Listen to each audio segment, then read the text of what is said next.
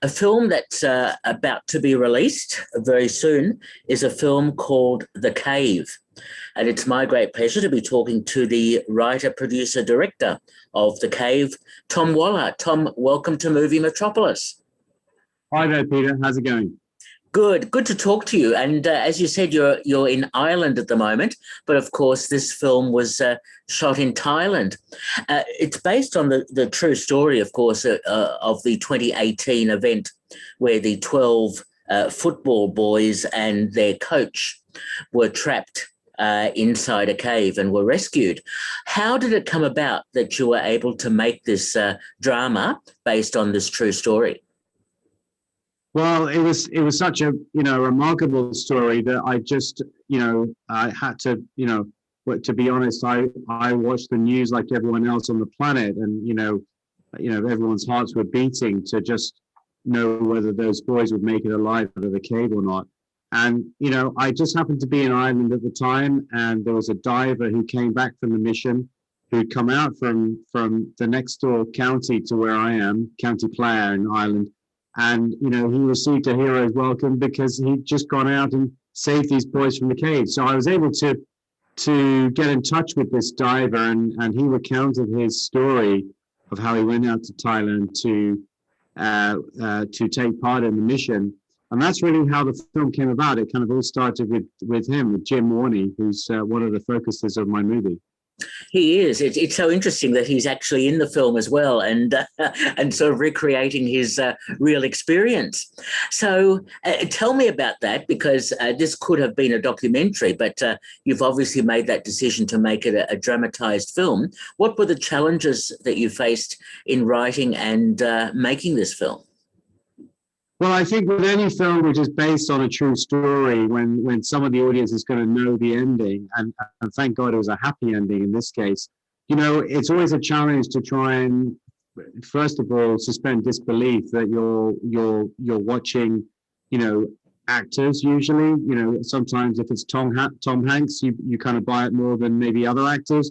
And in my case, I had to find actors who could not only depict the characters that I was focusing on, but for example, in the case of Jim, he's actually Belgian, but he lives in Ireland, he has an Irish accent, and he knows how to cave dive. So there's not that many actors you can find who kind of fit that bill. And I just thought, well, who better to play Jim Warney in the film than Jim himself?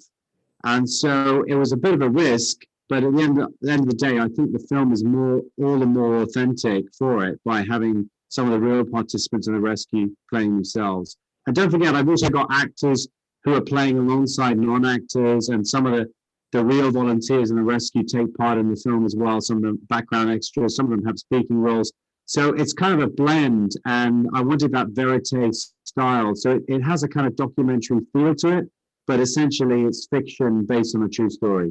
Exactly, and that's what I found so impressive, that you were able to blend those two processes and actors and as well as the real people involved. So you actually shot in the locations where the incident happened too, didn't you?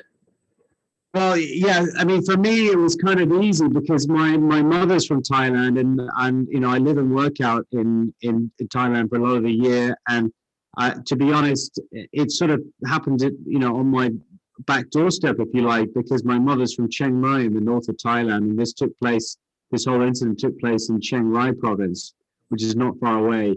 So I knew the terrain. I'd been to the cave before, so I knew exactly where it took place. And for me, as a Thai filmmaker, I have a Thai passport. I was able to kind of make the film under the radar and just go off and do it without having to ask permission. If you're a foreign filmmaker coming to make a film like this, you get bogged down with a lot of government permission that you'd have to try and get. In my case, I didn't need to do that. And so, and much like in the film, if you've seen the film, you'll know that there's a lot of bureaucratic nonsense at the beginning when volunteers are trying to access the cave site. They couldn't because they didn't have the right permit. And for me, that was exactly the same thing. It was like, I didn't have a permit to make the film, but we went ahead and made it anyway. And eventually we lobbied the Thai government to let us film at the actual cave site. So a lot of the film that you see in the film itself, you'll see the real Tumlorn Cave depicted in the movie. How impressive that you're able to do that. And tell me about production and financing, because to recreate a lot of this involves obviously a fair bit of production support to be able to make the film. It was definitely a challenge, right, to try and depict the many thousands of people who are involved in this mission. But to be honest, with a few hundred extras, we had them for a few days, and we recreated the base camp obviously from scratch. We had to build that all up again. You don't have to necessarily have everyone on call for the whole month of shooting. So a lot of the film takes place in a water cave. And as you know, and you've probably seen from the film that a lot of it is quite claustrophobic. It's kind of divers in the water. It's muddy and dark, and it's kids. Kids in the water obviously present some safety challenges, but essentially the film didn't always need to have 300-400 extras all the time. So yes, it was a challenge to try and depict the scope and scale of the rescue mission, but at the same time, we were able to, with obviously the skill of the camera people involved, and actually our DP was Australian. He managed to photograph the movie as if we were really there, and we didn't necessarily need to have the whole thousands of people there every day. Okay, and you mentioned the cinematography is an Australian. He used a lot of handheld camera, which gives it that sort of immediacy in terms of presenting the event. Yes, I mean, Wade Muller, who photographed the film, he comes from a kind of news gathering background anyway. Before he became a movie cinematographer, he worked in current affairs. So he was absolutely the right man for the job. I wanted that kind of newsworthy feel to the film, and obviously we didn't use one frame of stock footage, so it's all been recreated, but it's been made to look as if it was kind of fly on the wall, and that was part of the process of trying to find its style. And I think it works well with the non-actors, because sometimes we were using multiple cameras to capture their performances. They're not trained actors at all. So it's about getting the essence of their character and trying to capture that. And so sometimes even when we were trying to reenact the scenes, remember these guys were not acting, they were kind of reenacting what they did in the rescue. We would sort of let it run, and sometimes they didn't know their lines, but that was okay because they knew exactly what they were meant to be doing. And after all, they were also my consultants. They were the ones advising me on whether something looked right or not. So it's very helpful to have the real participants in the rescue playing roles in the film. Yes, exactly. And it's so interesting to have Jim involved, who, of course, was part of the rescue mission in the first place. And I'm interested in how he worked with those boys who obviously were actors and the coach, and working in that cave. There obviously were lots of safety issues in terms of filming. Yes, of course, when you work with children, especially working in the water, safety is obviously of the utmost concern. Now, we had child actors, actually they came from a football team, so they all kind of knew each other. And to be honest, they took it in turns to play the role of the kind of boy being dragged out, because in the real ordeal, they were possibly in the water for maybe 4, if not 5 hours when they were being pulled out of the cave. But when you're making a film, it takes even longer. So in fact, some of these kids are in the water all day long and for days on end. So absolutely, it was quite an ordeal for the child actors involved in this film.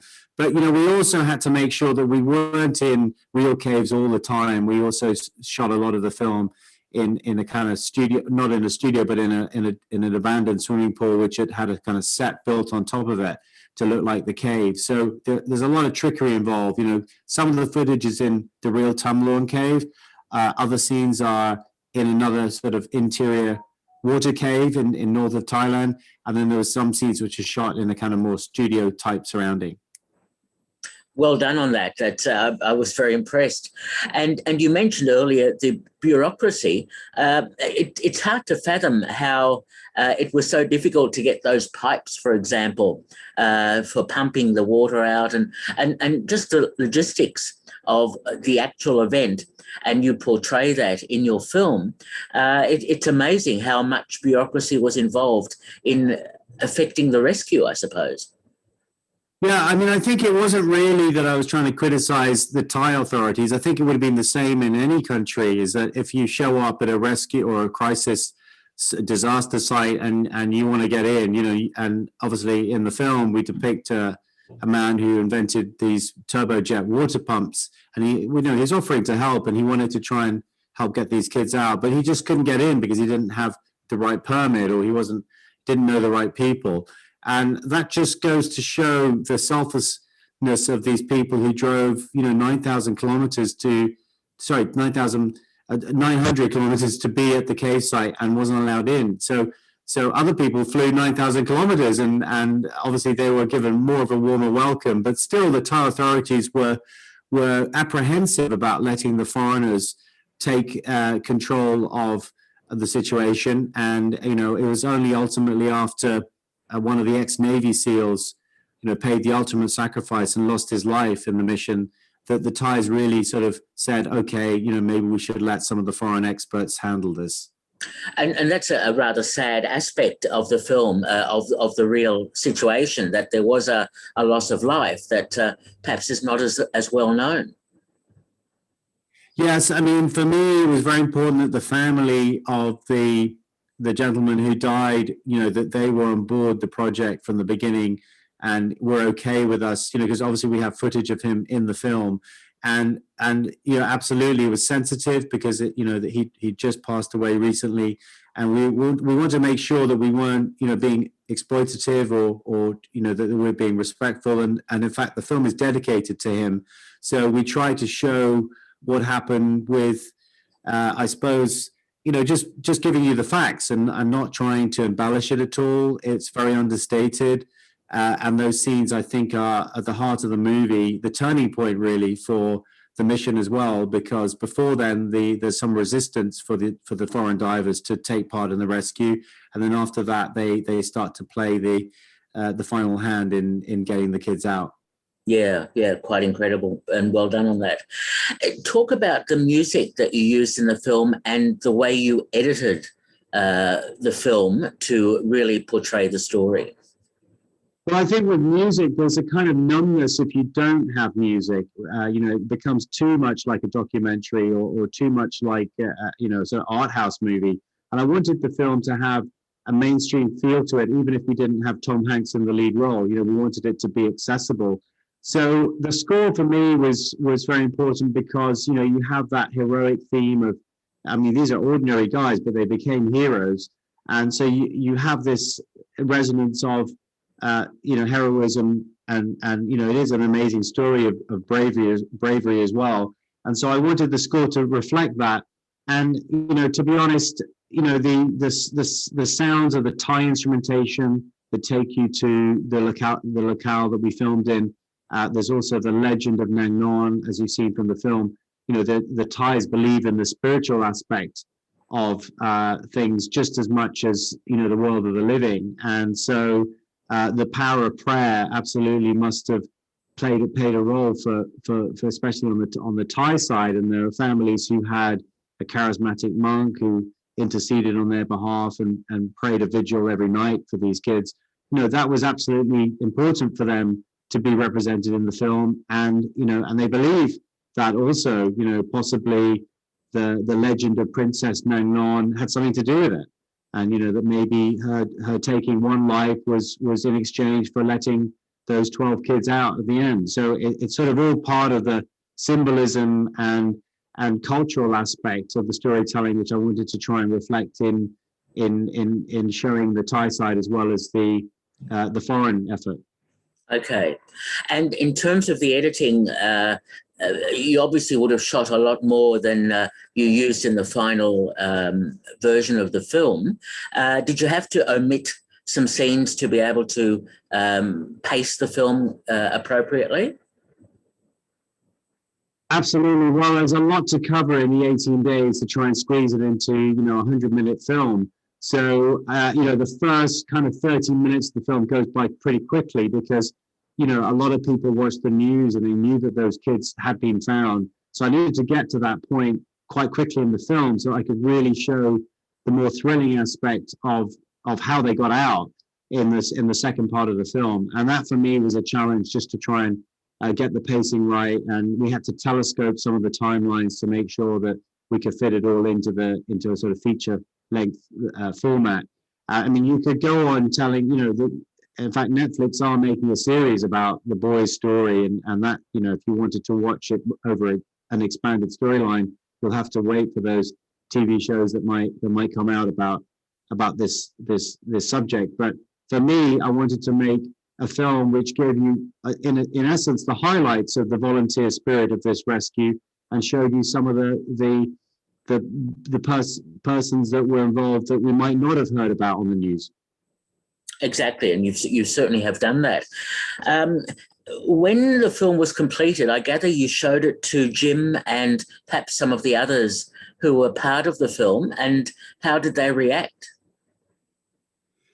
Well, it was very emotional for them, obviously, to see not only them being depicted on film, but also because it brought back some sense memory of what really happened, and the fact that we have almost miraculous outcome, and the fact that the kids got out alive is obviously a relief as a viewer as well, because you see how tense it was and how stressful it was for the divers to bring those kids out, and won't they survive. That that for me was part of the fun of making a film and making it suspenseful, was like, even though the outcome, you still want to be on the edge of your seat.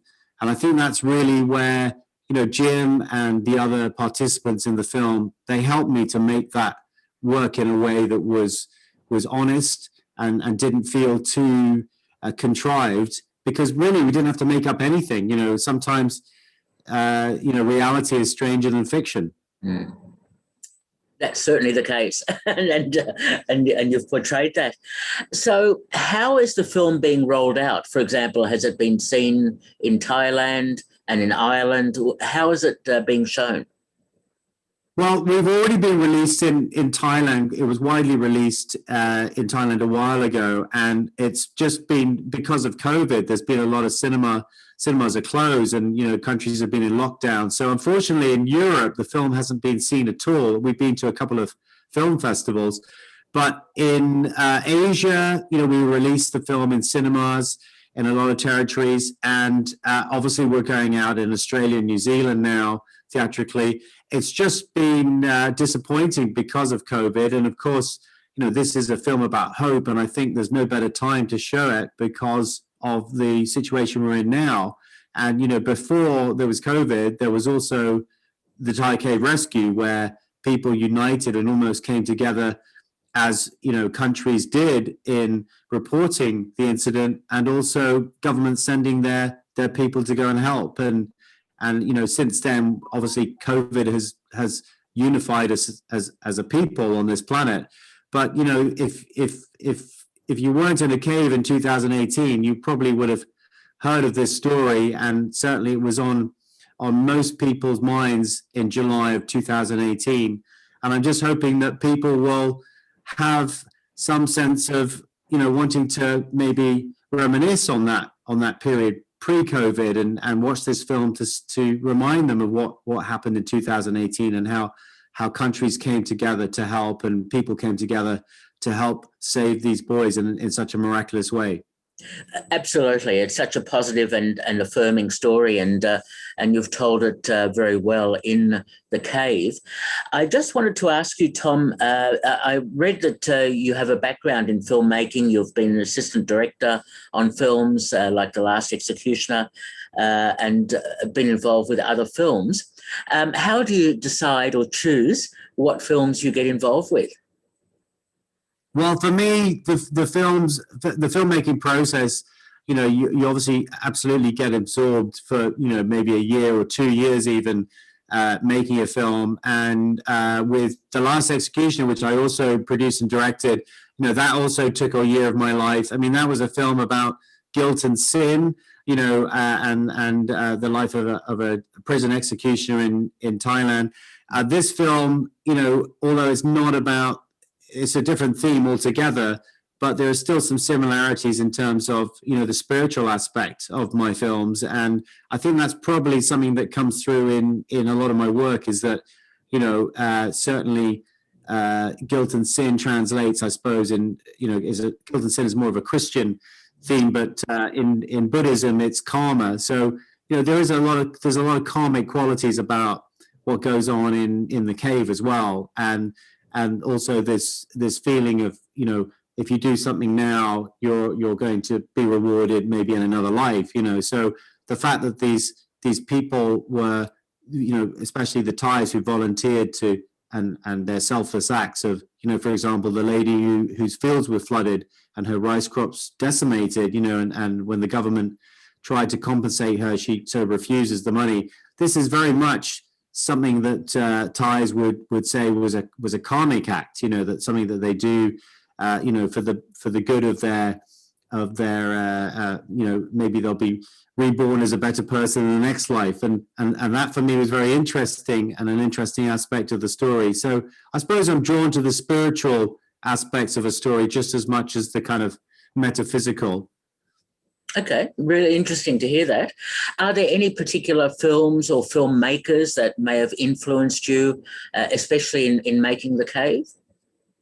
Yeah, I'd say there is a few filmmakers that influenced me, of course, but one of the films that did influence this particular way of storytelling was the Clint Eastwood film 1517 to Paris, where Clint Eastwood actually used the real participants in that terrorist takedown to play themselves in the film. And that sort of caught me off guard when I watched that film, and I didn't realize that these guys were actually the real people involved in the incident. I was surprised at the end to learn that those main characters in the movie were the actual ones in the story. So I suppose that was the biggest influence in this film, and one of the reasons why I decided to go with Jim playing Jim, and the other characters, who appear as themselves. So I guess he was a big influence. There's obviously a lot of mainstream cinema that influenced us in terms of the camera work, and we have a lot of that Captain Phillips style camera work in the film. So there's various filmmakers that have influenced me over the course of my career. But I think for this particular film, it was the Clint Eastwood film that made me decide to go in that direction. And it's not for everyone. I mean, some people, maybe can't stand the fact that that Tom Hanks isn't in the film. So it's just going to be a film that some people will love, and maybe some people won't like that style at all. But we'll see. And certainly, audiences in Thailand flocked to see the film, a lot of them because they were so absorbed by the story when it first came out and in the news, and they followed it, every day with bated breath. And the world was also watching. Absolutely. And there is certainly more to cinema than Tom Hanks as well. So I'm pleased to hear you to say that. Wanted to have it in the movie. So, Tom, I must ask you, are you working on other films or other projects at the moment? I have been trying to get another project going, but the last 15 months has been pretty tough, Peter. So with cinemas shut, it's hard to kind of get beyond sort of it's been disappointing also because rolling out the Cave in other markets has been slow. So, I'm still hoping that I can get it back into production maybe, early next year. But I'll have to update you on what that movie might be in the end. Also, the world has changed, and people, not everyone is going to the cinema. I hope people do go and see The Cave on the big screen. But, a lot of people now staying at home and watching things on streaming platforms. So there's a kind of, as filmmakers, we all have to think about, how do we, you've got to know who your audience is and how to get to them. And I think that's the key to the success of any project. And so, I'm still sort of thinking about what the next best move is. Fair enough. Fair enough. Tom, it's been a pleasure talking to you. We've been talking to Tom Waller, who's the writer, producer, director of The Cave, which will be releasing in Australia very shortly. Certainly a very affirming film and based on the true events that happened in 2018. Tom, thank you so much for talking with me. Thanks very much, Peter. Bye. Bye-bye.